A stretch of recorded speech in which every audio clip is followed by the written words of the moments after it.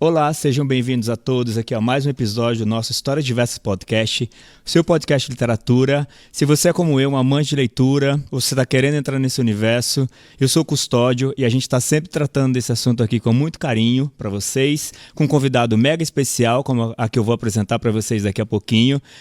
Antes de apresentá-la, só gostaria de convidar vocês aí a assinarem o canal no YouTube e não deixar de seguir a gente nas redes sociais, para toda vez que a gente tiver conteúdos novos, vocês obviamente serem os primeiros, que sejam os primeiros a saberem disso, tá bom? Bom, nossa convidada de hoje é mega especial, estava super ansioso aqui por esse papo.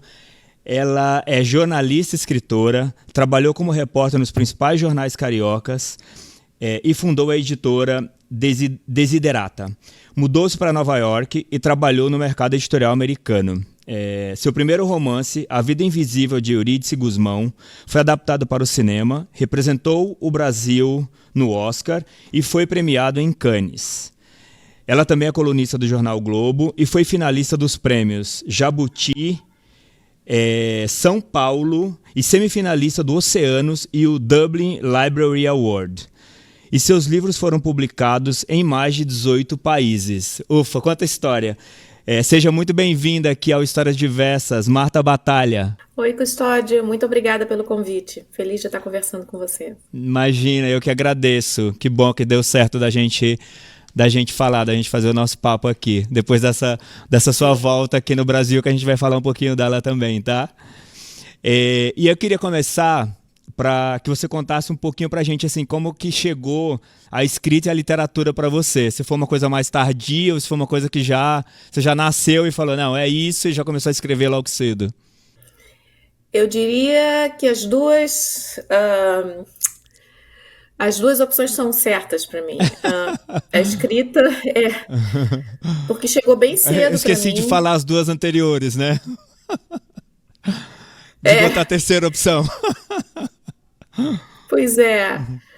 A escrita chegou bem cedo para mim e eu sempre adorei escrever e ler, mas foi uma opção que eu fiz profissionalmente no momento foi relativamente tardio da minha vida, né? Digamos que eu já tinha feito muitas coisas, muitas outras coisas antes. Então, eu comecei a escrever mesmo profissionalmente há uns 10, 12 anos atrás. Né? Mas depois que eu tinha me mudado para o exterior, antes disso eu fui repórter, eu fui editora, enfim, trabalhei com escrita, mas não como escritora de literatura. Sim, uma escrita mais voltada para o jornalismo, né? Então, de alguma forma ali você já estava nela já, né? E como que é a sua disciplina de escrita hoje? Aí obviamente, como escritora, você tem um tempo, você escreve todo dia, você escreve quando está inspirada? Como que é essa rotina para você? É rotina mesmo. E quando eu digo rotina, é todos os dias. Todos os dias, de segunda a sexta, eu tenho no meu calendário que de 9 mais ou menos até as 3 eu passo um pouquinho assim, às vezes eu tenho que responder e-mail, eu tenho que fazer algumas coisas relacionadas à profissão, né? Mas depois eu saio da internet. É sempre muito importante, eu acho que para quem está escrevendo, não ter acesso à internet. Então eu tô sempre assim, nesse período eu tô sentada escrevendo. Aí tem que controlar toda a outra parte, né? A ansiedade, a página em branco e tal, que eu acho que são os dilemas de qualquer escritor. Sim, demais. E eu vi um comentário seu, acho que sobre uma coluna que saiu no New York Times, que eu gostei bastante, eu queria trazer ela um pouquinho, que é um artigo que fala sobre a escrita ser o cérebro ou a musculatura, ou um músculo, né? Como que é isso para você? É um músculo, né? Eu acho que a escrita é um músculo. Foi acho que você se referiu a esse. Tinha um colunista no New York Times, ele até faleceu recentemente, chamado David Carr. E ele falava que a escrita não é um pensamento, é um músculo. É um exercício, e até interessante, né, você tocar nisso, é um exercício diário, porque às vezes isso acontece muito, porque tem também uma outra parte da escrita, e eu falo bastante sobre isso, que é uma parte muito intuitiva da escrita, né? do processo de escrita. Então, às vezes, na minha cabeça, eu estou escrevendo parágrafos maravilhosos, eu tenho essas histórias perfeitas, e eu acho que isso acontece com muitos escritores. Mas na hora de colocar no papel, é aquela imperfeição, sabe, que chega. E aí, isso é bastante interessante, porque escrita realmente é essa... tem uma parte da escrita que é chata, que é repetitiva, que é um tédio, sabe? É isso aqui, sabe? É esse cantinho que eu tenho. Então, e é uma musculatura mesmo que você tem que estar todos os dias. Segundas-feiras são sempre mais difíceis de escrever. Eu, por exemplo, agora tô cortando um dobrado, porque eu passei um mês com muito estímulo, né? Mas sem escrever todos os dias.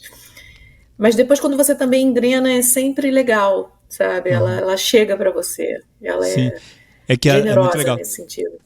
É que às vezes a ideia tá na sua cabeça, mas na hora que você vai organizar no papel, ela tem que quase que seguir um ritmo de água no rio, assim, né? Ela tem que fluir. Muitas vezes ela dá umas embarreiradas, né?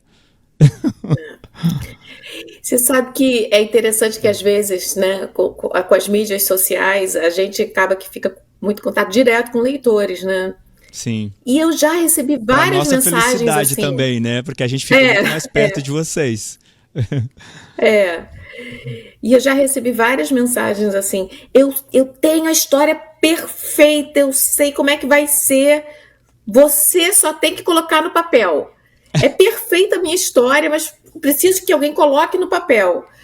Aí eu acho tão engraçado, porque assim, parece fácil, né? Assim. Isso. Parece que o mais difícil é ter ideia, né? Nem sempre. Às vezes o muito mais difícil é você descrever, né? Falar sobre a ideia, né? Colocar aquilo numa ordem, numa jornada, né? Tudo que é mega difícil, né? É a parte chata da escrita, mas que assim, também é super importante para quem faz. Sim. Sem dúvida. E aí, como que é para você escrever fora do Brasil? Você tem a coluna no Globo, essa coluna é mensal, semanal, e aí, obviamente, você está muito em contato ali com o português, ainda mais como você falou que tem uma rotina de escrita aí quase diária. Como que é? É uma forma de você estar sempre em contato com o Brasil? Uma forma de você resgatar essa pátria ali o tempo inteiro dentro de você? Sim, eu acho que sim, acho que é exatamente isso. Eu me entendeu por algumas, não porque eu resolvi sair do Brasil, ou nunca tive esse sonho de sair do Brasil, mas enfim, por questões pessoais, eu acabei formando minha família no exterior, e escrever é uma forma de não desaparecer na minha cultura. Sim. E de ter algo a dizer, olhando o Brasil de fora. Isso me ajuda. E também em contato com outras culturas, né? Sim. Eu aqui tenho um contato muito forte com a cultura americana, mas também sou amiga de muitos imigrantes e meu marido é de Porto Rico, com a família de Cuba. Então, assim, eu consigo olhar o Brasil de uma forma mais, digamos, internacional, eu diria, né? Sim, você tem uma visão, quase uma visão Américas como um todo, né? Partindo do Brasil, indo até os Estados Unidos e com essa referência ali vamos dizer assim, no meio do caminho, né? Então, muito interessante. E aí, duas perguntas com relação a isso, assim. Primeiro você está bastante tempo nos Estados Unidos, então você está também com o inglês ali o tempo inteiro, até imagino na conversa com seus filhos e tudo. Durante a escrita, vem trechos em inglês, e aí você tem que pensar em português. E a outra pergunta é se tem alguma coisa que você evita em português, já pensando que seus livros eventualmente esses livros serão traduzidos como os outros já foram, e que eventualmente vai ser mais difícil de encontrar uma tradução para isso, para aquele termo, aquela palavra. Eu às vezes sim, algumas, porque tem palavras, e isso é fascinante a respeito das línguas, né? Existem algumas palavras e expressões que você só tem em português, outras só tem em inglês, Aham. e outras que você só tem em espanhol e, digamos, em outras línguas também, mas essas são as que são mais próximas a mim. Uhum.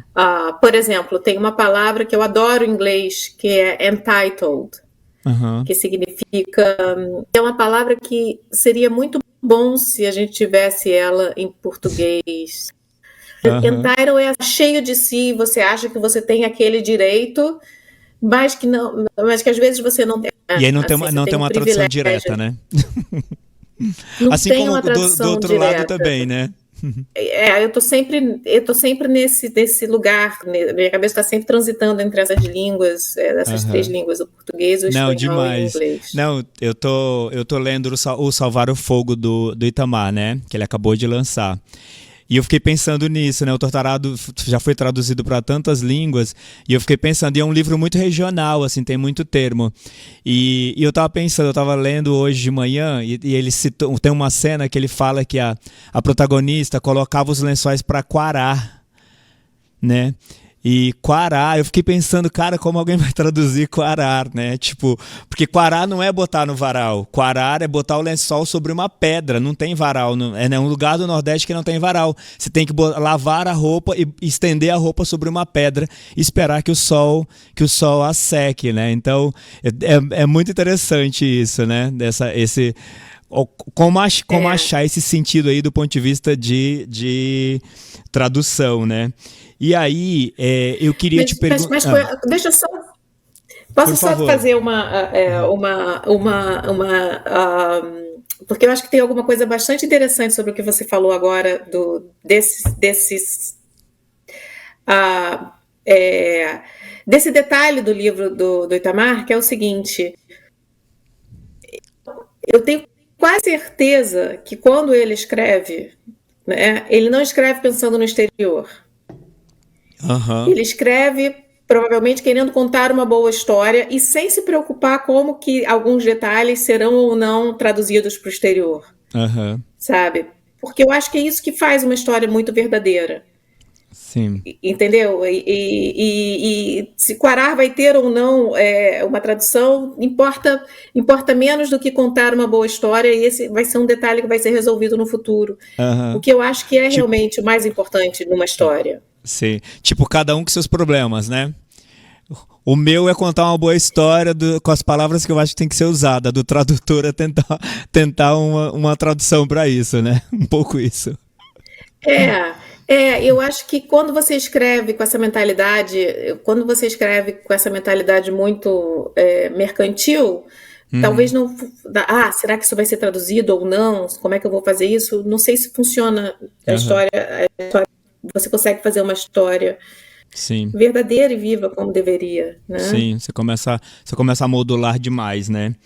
E você é uma escritora que revisa muito seus textos? Porque eu vi você Demais. falando que os seus livros demoram 2, 3 anos aí para normalmente assim um tempo de ficar pronto. Você fica revisando muito assim? Porque você tem uma disciplina de Fico revisando escrita, muito. você é muito disciplinado do ponto de vista de escrita, então é por isso que me veio a pergunta aí, assim, o quanto você fica indo e voltando aí, fazendo essas revisões de texto.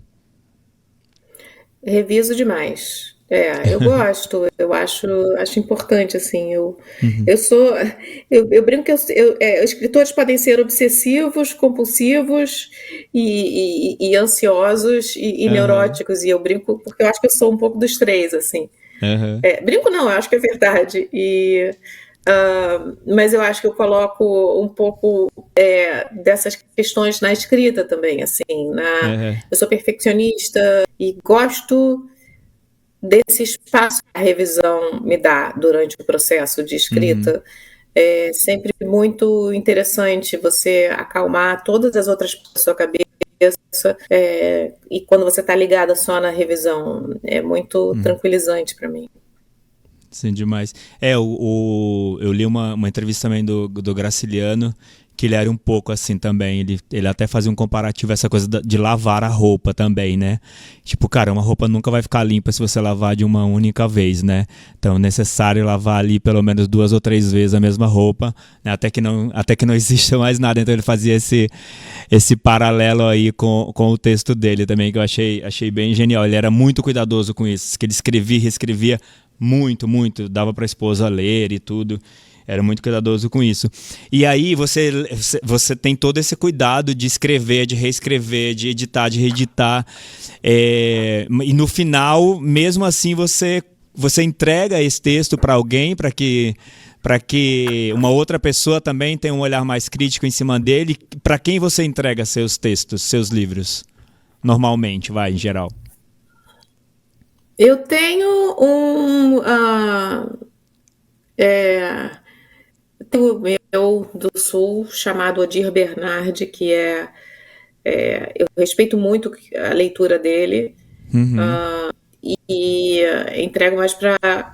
Ele é o meu leitor, digamos, eu tenho um leitor intelectual, que é o Odir. Eu também tenho... eu tenho a minha irmã, que na verdade é a leitora comum, que também para mim é muito importante. Legal. A minha irmã é a leitora que não é do meio literário, não entende nada de crítica, não entende nada disto. Ela vai ler um livro e vai dizer se gosta ou não. Ela vai ler com os olhos de um leitor, né?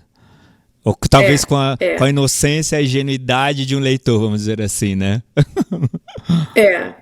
Então isso é sempre para mim muito... A opinião dela é muito valiosa para mim, né? Dessa leitora que é simplesmente que está ali, vai ler um livro e vai gostar ou não, e às vezes vai poder até explicar por que ou não. Demais, muito bom. Ótimo, acho que é um bom laboratório, né? Porque você sai da coisa mais técnica, né? Que ela é importante, não deixa de ser, mas é uma outra visão, né? E aí você acabou de voltar para os Estados Unidos, veio para o Brasil, ficou um tempo aqui lançando o livro, viajou muito, que eu te acompanhei aí, eu não sei como você deu conta de todos os lugares que você conseguiu estar, às vezes em 2 lugares diferentes no mesmo dia, lançando o livro. E eu queria perguntar para você como é que foi essa experiência e o que mais lhe surpreendeu aí nessa jornada, nessa rodada pelo Brasil. Foi emocionante conhecer leitores, abraçar leitores, conversar, entender a dimensão do trabalho, né? Assim, como que meus livros viajaram e como que eu criei personagens muito fortes e que ficaram com as pessoas, né? E foi, na verdade, a minha primeira experiência fazendo esse tipo de tour. Aqui nos Estados Unidos isso existe muito. No Brasil está começando agora. Eu, na verdade, fiz porque tenho essa diferença em relação aos outros escritores do Brasil, porque assim, você é chamado para vários, né, eventos e conversas em livrarias, bibliotecas e tudo mais, e eu não posso fazer isso. Eu só posso estar no Brasil por um período bem curto de tempo. Então, eu resolvi juntar tudo nesse mês que eu estava aí. Eu acho que não é surpreendente, é muito interessante me encontrar com leitores mesmo, gente feliz, interessada em literatura em todos os lugares que eu estive. Muito interessante também, e eu até quero escrever sobre isso, essa tendência das livrarias locais começarem a criar selos editoriais. Porque quem está começando a escrever, eu acho que não tem que pensar que de cara vai vender para a Companhia das Letras ou para Records, entendeu? Eu acho que você pode começar num editora local, numa revista local, depois você vai para uma outra editora. E eu vi esse trabalho de livrarias com editoras em Santos, em Belo Horizonte, em Curitiba, em Porto Alegre. Isso achei muito saudável para a literatura brasileira. Ah, que legal. Não, demais, que bom. Ótima essa percepção e comentário e crítica aí também, né? Pelo o lado bom da coisa. E aí, obviamente, você nesses encontros, obviamente, acabou encontrando muitos leitores, mas também muitos escritores, né? Principalmente novos escritores aí. Acaba tendo aquela troca de livro e tudo. Tem alguém que te chamou a atenção? Já teve alguma coisa que você leu dessas trocas que você fez no Brasil? Não, isso é algo assim, eu não consigo ler tudo que me dão, né? Assim, Sim. não dá. E eu acho também importante, porque assim, é, eu, eu, eu troquei livros assim com alguns escritores que são os meus pares, assim, com a Andrea, com a Carla Madeira e tal, mas eu acho uma responsabilidade muito grande. Primeiro, você lê um livro de um autor que está começando, primeiro que você tem que ter um tempo para ler o livro, para ler bem, que é um tempo que eu não sei se eu tenho. Segundo que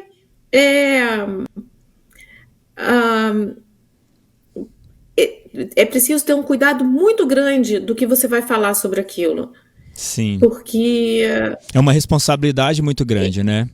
Responsabilidade muito grande. E você, dependendo do que você fala, você pode acabar com a alma criativa da pessoa. Então, Sim. eu não gostaria, e o meu olhar é muito cru. Então, eu não tenho realmente tempo de ficar olhando todos os livros que eu recebi muito, mas alguns eu trouxe, outros não, mas assim, eu não sei se eu tenho muito assim vontade de me colocar nesse lugar de ter que ler todo mundo e de dizer alguma coisa. É muita responsabilidade. Sim, sem dúvida.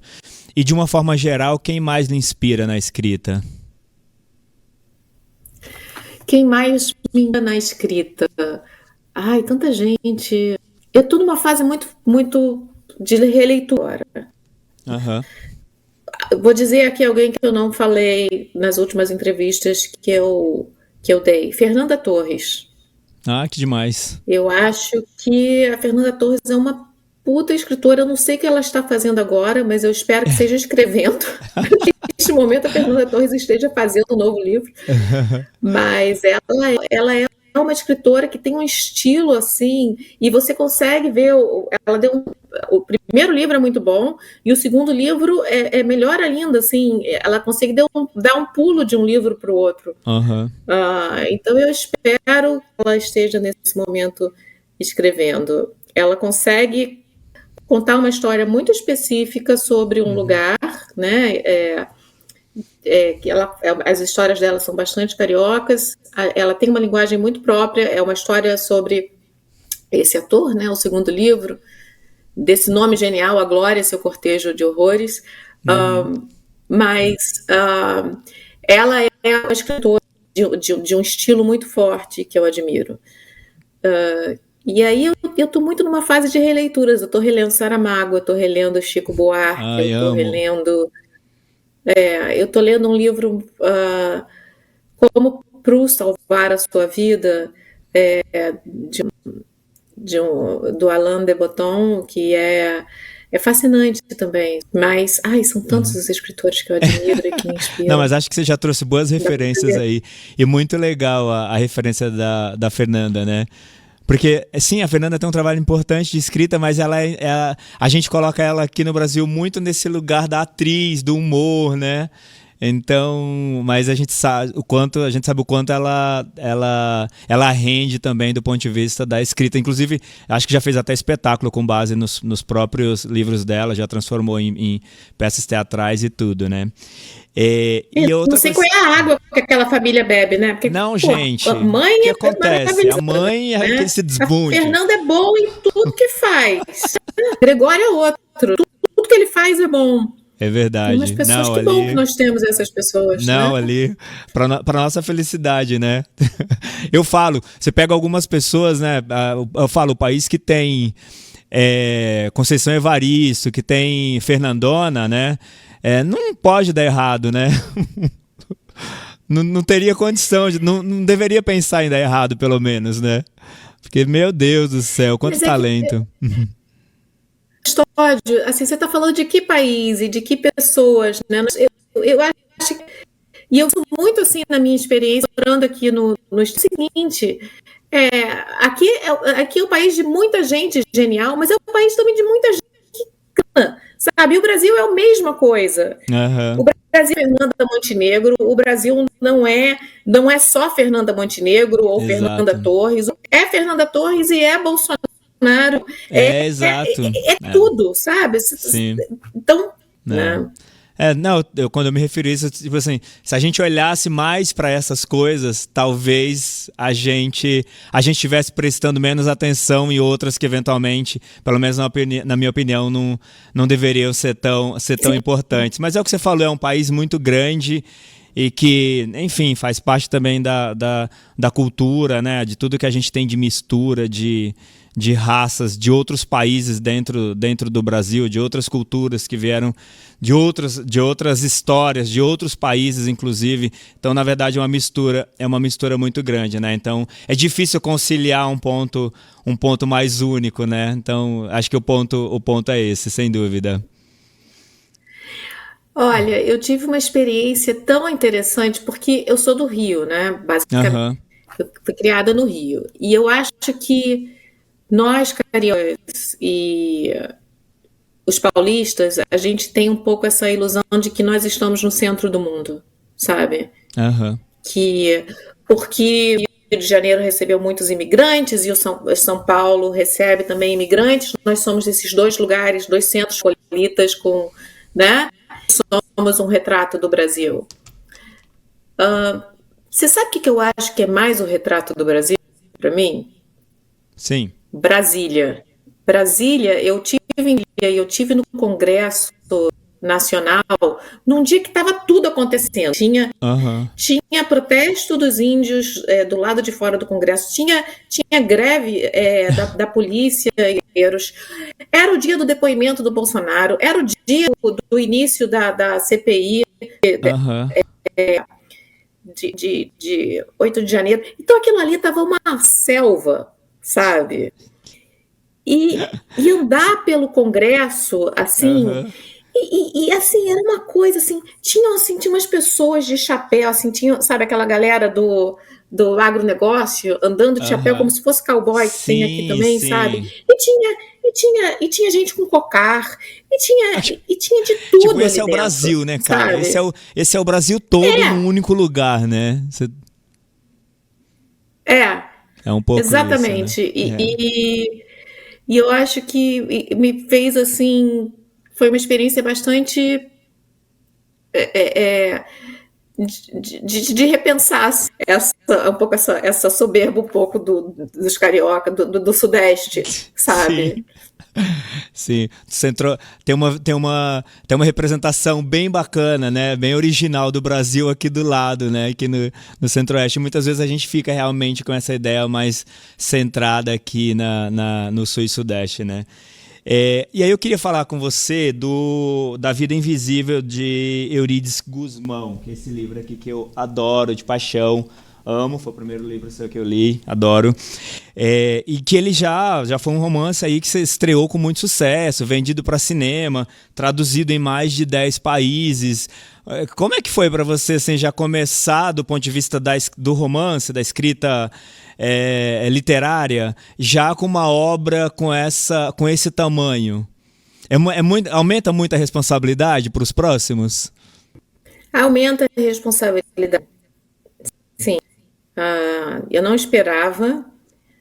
Eu me formei como escritora um pouco por conta própria e lendo muitos livros sobre escrita, sobre carreira, escrito pelos americanos, né? Então eu não esperava isso tudo desse primeiro livro.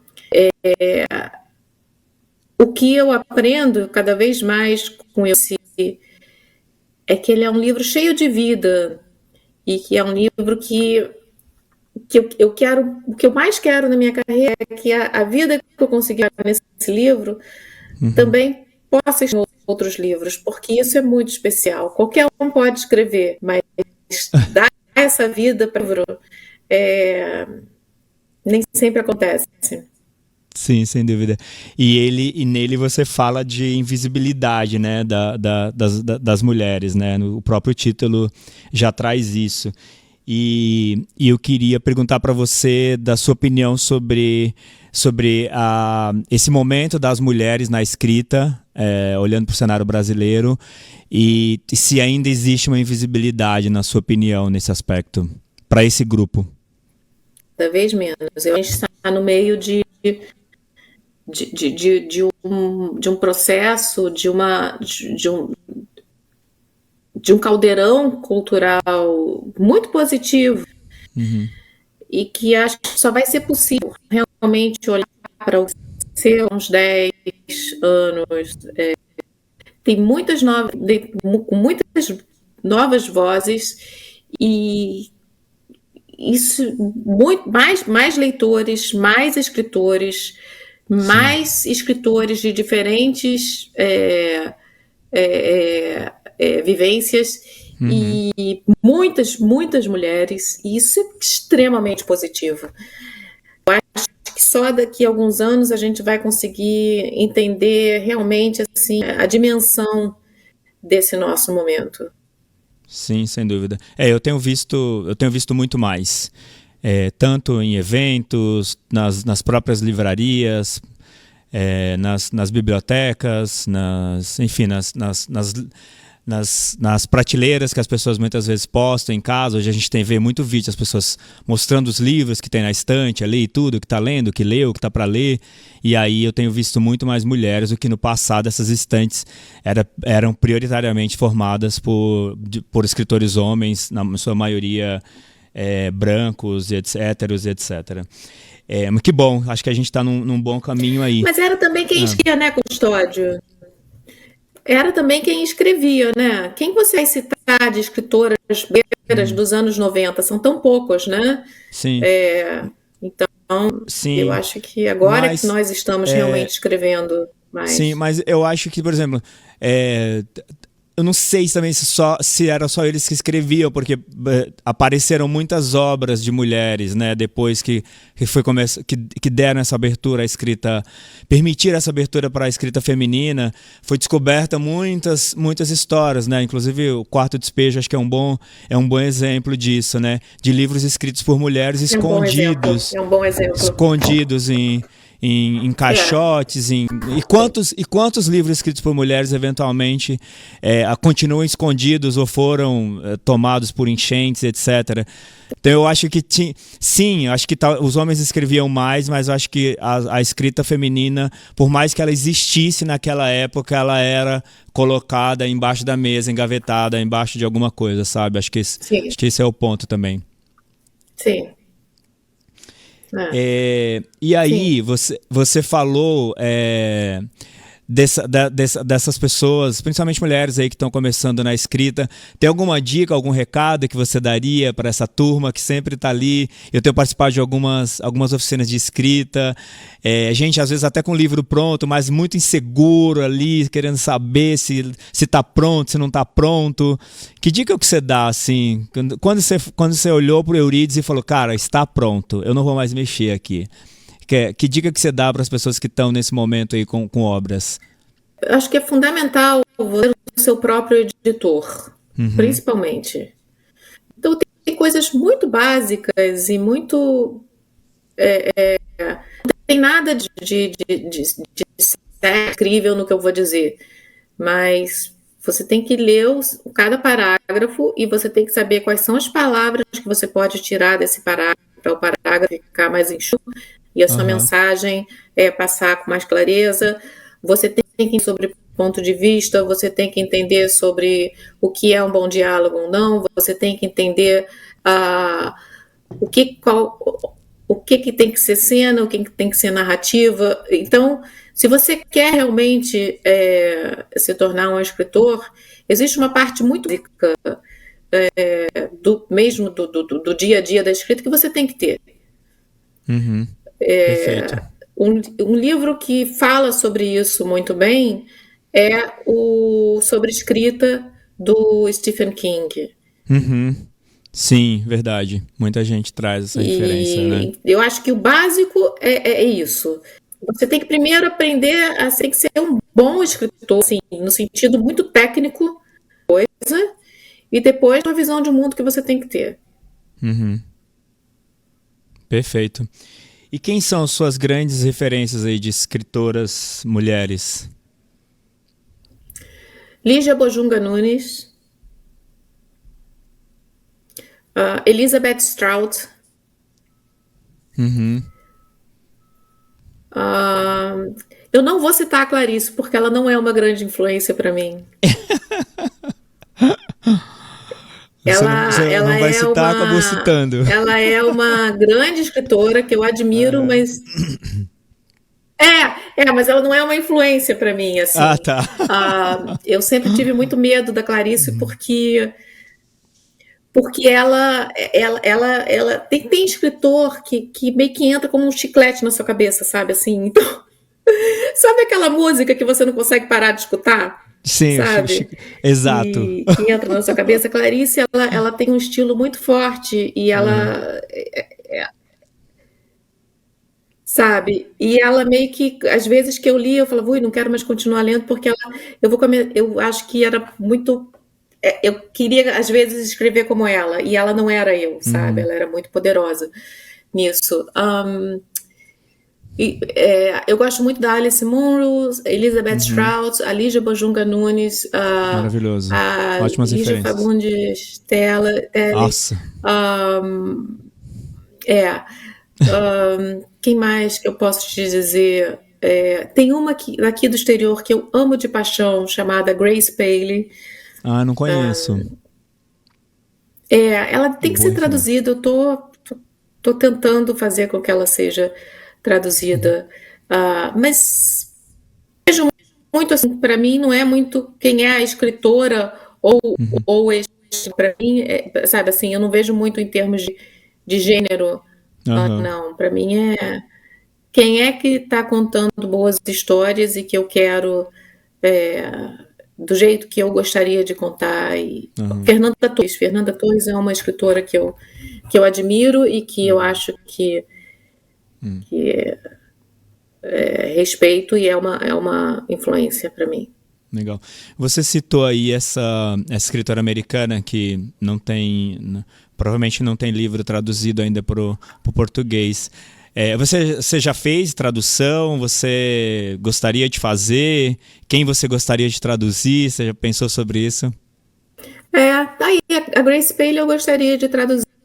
Tem um negócio ali na tradução que para mim, eu acho que é fácil fazer o espanhol e para as outras línguas latinas, mas pro inglês, quando eu estou conversando sabe, com o meu tradutor, o Eric Becker, eu até eu mudo muito o que ele faz, mas eu sou incapaz de fazer o que ele faz. Mexer em cima, mas eu não.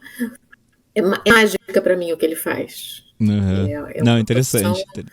Fascinante. Interessante. A gente tem um quadro aqui que a gente chama de 3Es, que são 3 livros, um para você enaltecer, um para você emprestar e um para você esquecer.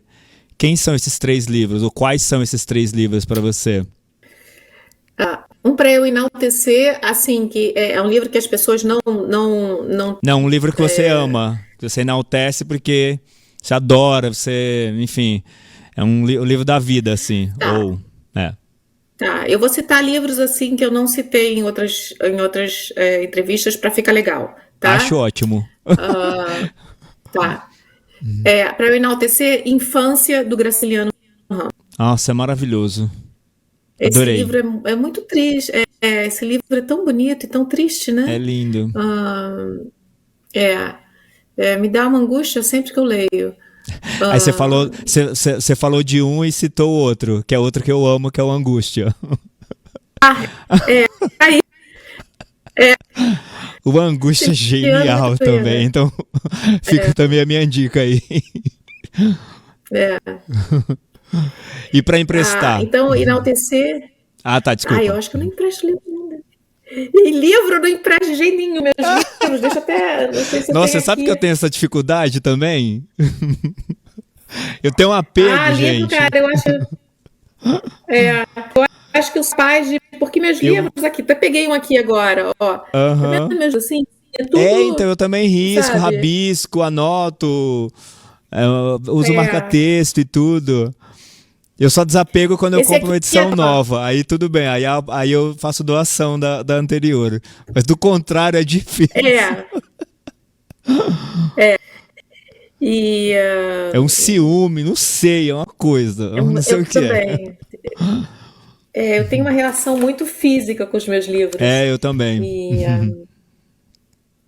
livro para esquecer, eu tenho uma regra histórica que eu não falo mal de livro nenhum, Aham. sabe? Porque eu acho que eu sei o quanto é difícil para cada escritor sentar e escrever, o quanto que ele está se colocável para o mundo naquele momento. Então Uhum. eu não falo mal de absolutamente livro nenhum, de autor Aham. absolutamente nenhum. E livro que é para esquecer, eu já esqueci, então não vale a, Nem, não, nem entrou pra lista, né? não entra. Tá ótimo, tá respondido. E aí, eu queria falar um pouquinho, então, obviamente, do Chuva de Papel, né? Que você acabou de lançar aqui no Brasil, que eu amei de paixão. Mais um livro seu que eu amo, de verdade mesmo. Ó, falar em marcado, ó,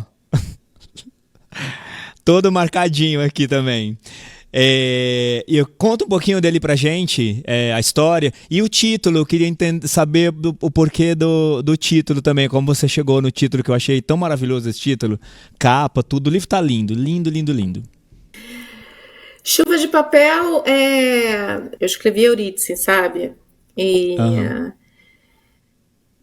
existe algo, para mim, estou falando, deve estar com muitos escritores, mas que é uma espécie de clichê de pensamento, sabe? E de personagens, né?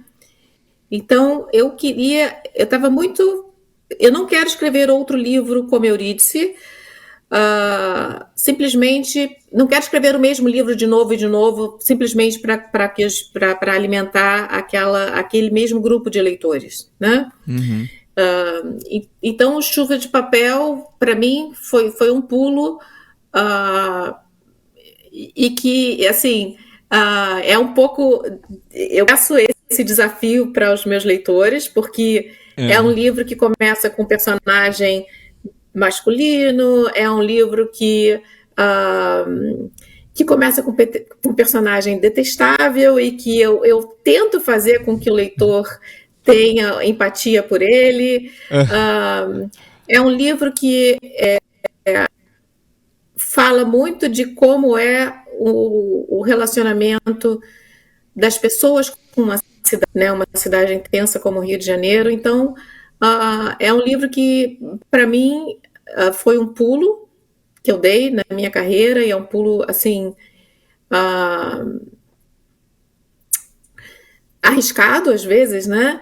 Aham. Mas eu gosto muito de como eu fui capaz de manter um ritmo da narrativa, de como eu fui capaz de transformar histórias nas memórias do Joel, de como eu fui capaz de contar uma história, a história Uhum. de uma cidade através Sim. da memória de um repórter de polícia, e o que a formação do Rio de Janeiro diz sobre o nosso projeto de que sempre é um projeto de exclusão. Uhum. Por isso que a cidade ficou violenta, porque a gente nunca levou em conta os usos da cidade, das pessoas, né? Aham. Então é um livro muito querido para mim. É um livro que, da parte do livro, eu acho que é o mais feminista dos meus livros. Aham. Apesar de ter um E na protagonista segunda, homem. é, na segunda parte eu dou uma mensagem feminista que é uma porrada, assim, né? Sim, Quando sim. a Total, personagem total. diz que ela acabou de inventar o feminismo. Aham. Então, é um livro muito intenso, é um livro muito para o leitor, mas eu acho que eu também ofereço Sim, não, é maravilhoso. Eu falo desse livro sempre com um sorriso no rosto, porque é um pouco isso, assim, é gostoso de falar do que você gosta, né? E eu sou muito impactado por primeiras frases de livros, né? Como começa a história. E eu acho que começa de uma forma muito genial aqui o Chuva de Papel, que ele fala assim: quando Joel caminha por Copacabana, tem o hábito de olhar para cima, avaliando de onde poderia se jogar.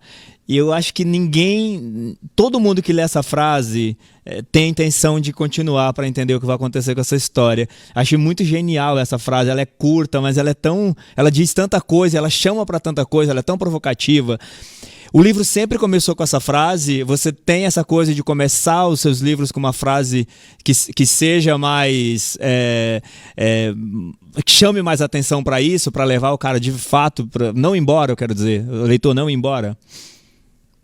Sim, o livro sempre começou e eu tenho muito essa em outras entrevistas também, mas esse contrato com o autor de manter ligado à narrativa sempre. Sempre começou com essa frase. Eu sabia, e a parte intuitiva, né, e também de experiência de escritora, eu sabia e o livro tem, que era uma frase forte, e o livro tem frases fortes, frases que dizem muito com pouco, que eu também acho que faz parte do estilo literário. Sim, sem dúvida. Tem muita coisa nesse aspecto mesmo, né? E você trabalhou na redação, né, de alguns jornais do Rio. O quanto isso contribuiu para a construção dessa narrativa? Te ajudou muito, assim? Ou como que você preparou esse material? Você teve que voltar? Você teve que estudar? Porque é um livro que, né, se não é alguém que não dá para só ter essa ideia e simplesmente botar no papel, assim, fica muito claro, eu quero dizer, quando você está lendo o livro, que teve uma pesquisa, pelo menos foi a minha avaliação ali, né, que tem uma pesquisa, assim, você sabe do que você tá falando, do que você está tratando, né, tem uma vivência, vamos dizer assim. Sim, tem. Essa parte do livro ela foi feita um pouco com a minha dos meus tempos de repórter, um pouco com entrevistas e um pouco com pesquisa na Hemeroteca Nacional. E essa mistura para de como eram as redações do passado. Até eu tive acesso um pouco a essas redações nos anos 90. Uhum. Foi um privilégio, eu fico feliz de poder contar, de trazer isso para um romance. Que é um romance, assim, para os meus padrões, assim, e eu sou muito chata. Eu acho que é um bom livro, estou feliz com o resultado. Demais, muito legal, muito bom. E acho que ele traz bastante disso, assim, fica fácil de quem está lendo entender que tem muita pesquisa por trás disso. Tem uma frase do livro, escrita pelo personagem, obviamente, que ele fala, né, a gente está vivendo aí um mundo de fake news, né? E ainda mais nos últimos anos do Brasil, né? A gente, nossa senhora, que onda que a gente enfrentou com isso, né?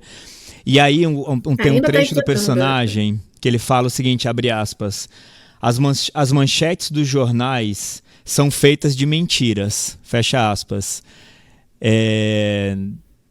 Queria que você comentasse essa frase nos dias de hoje, nos dias de hoje, assim, o quão são verdadeiras as coisas que estão nos jornais ou não. Essa frase diz respeito, na verdade, só para situar os ouvintes, né? É uma cena muito típica em que um repórter de um jornal muito popular, que era daqueles que você espremia e dizia sangue, saia sangue, né? Dizia. Ele está criticando as manchetes dos jornais dos bacanas, né? Os jornais ricos ou os jornais sérios. E ele diz essa frase porque nos jornais dos bacanas, e a gente está falando dos anos 60 aqui, não saíam as manchetes dos jornais populares. Só que ele está falando o Jornal dos Bacanas, que tem todas essas notícias sobre a dívida externa, sobre os projetos dos políticos, isso é uma mentira sobre o Rio de Janeiro. Isso que a gente cobre aqui, né, essa tristeza, essas tragédias humanas, isso também faz parte da cidade. Bom, e aí eu queria te perguntar, você fez muita pesquisa, assim como muitos escritores acabam fazendo, né, para escrever as obras e tudo. E a gente está falando muito de uma coisa hoje que se chama inteligência artificial, né? Que todas as pesquisas que em teoria você está fazendo, teve que recolher, recortar, estudar e tudo. Em teoria, tem uma máquina que já faz isso. Ela vasculha todo esse arquivo digital de tudo que aconteceu nesse período e eventualmente já faz um mapeamento disso e já poderia te trazer isso de uma forma, já poderia trazer um texto de uma forma mais mastigada. Como que você vê isso? Você acha que a gente vai chegar no momento que essa inteligência artificial pode produzir textos como são produzidos hoje pelos humanos, pelos escritores? Eu acho que depende da profundidade do texto, sim. Um soneto no estilo de Shakespeare, ele vai te dar um soneto no estilo de Shakespeare, mas é no estilo de Shakespeare. Entendi. Não, faz todo sentido. A gente está passando por um momento em que a grande diferença, e é por isso que eu pensando muito nisso, em como que para mim cada vez é mais importante fazer um trabalho muito profundo, mas sim, se você tá na média, corre o grande risco de você ser substituído. Sim, sem dúvida. Acho que o que vai diferenciar aí também é o estilo, né? Talvez essa máquina vai produzir coisas mais parecidas, né? E eu acho que aí talvez o que vai diferenciar é o estilo de cada escritor. A gente está quase indo para o final aqui, tá? Infelizmente. Eu queria só trazer um ponto aqui que eu acho que é comum nos seus livros, que é a questão do humor. Então, mesmo você tratando de temas densos, como você trata no Eurídice, como você trata no Chuva de Papel, né? Eu ri muito durante o Chuva de Papel, né? Das cenas, das conversas entre eles, aquela coisa de atender o telefone, aí ela atende, aí a cobrança, ao mesmo tempo que ela tá puta com ele, ela também começa a defender ele ali na ligação, como você tem coragem de ligar para uma pessoa que foi acidentada, que tá querendo se matar e fazer uma cobrança. Chama ele de aleijado. Não, é maravilhoso, juro, eu ri muito, acho que até escrevi para você falando, cara, eu tô rindo como se eu estivesse assistindo uma série, assim. De onde vem esse humor da sua escrita, mesmo dentro de temas tão densos como esse? Eu acho que vem, sendo muito sincera, eu não sou uma pessoa muito engraçada, não, assim, no meu dia a dia. Eu sou uma pessoa que sofre bastante, eu sou uma pessoa extremamente sensível para a vida, eu sou uma pessoa com momentos depressivos, já tive que tomar remédio algumas vezes na minha vida, e é a minha resposta para isso. Eu acho que a minha resposta é uma forma saudável de você lidar com uma realidade muito difícil para você assimilar. Geralmente, quem faz humor é o oposto do que aparece dali, sabe? Exato. Quem faz humor é uma pessoa que sofre muito, quem faz humor é uma pessoa extremamente sensível para a vida, é uma pessoa que realmente tem questões pessoais muito dolorosas, e ela consegue elaborar isso através do humor. E é a minha forma de lidar com o mundo e com o Rio de Janeiro, que é uma cidade... Não, demais. Por favor, difícil. Não deixe de trazer esse humor aí nos seus trabalhos, que é genial demais. Bom, eu sei que você acabou de lançar o Chuva, né? Mas eu queria finalizar perguntando se você já está com alguma coisa em mente para um outro trabalho, se você já começou alguma coisa nesse aspecto. Como é que está aí essa agenda para você?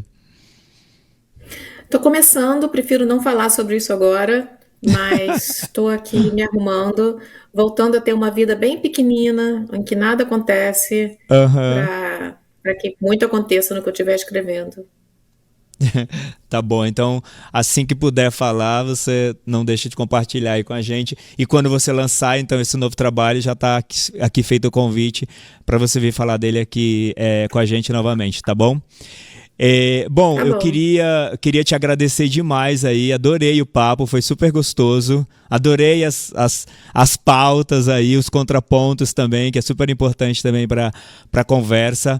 Então, super obrigado aí pela sua agenda, pela sua disponibilidade, pela sua gentileza durante esse tempo aí que a gente está falando para marcar esse papo. Tive a sorte de te encontrar aí 2 vezes aqui na sua Foi vinda ao bom, né? Brasil, É. que eu possa te encontrar mais. Foi sempre um momento super prazeroso das 2 vezes que eu te encontrei. Então, super obrigado pelo papo, por tudo aqui com a gente, tá? De uma forma bem geral aí, de verdade. Muito obrigada pelo convite, Custódio. Super vida longa para o seu podcast. É muito bonito o seu Obrigado. trabalho. Muito obrigado, obrigado mesmo. Bom, obrigado aí pela sua audiência. Não deixa de seguir a gente aí nos canais, no YouTube principalmente, para toda vez que a gente solta conteúdos como esse que você acabou de assistir, você ficar sabendo em primeiríssima mão aí.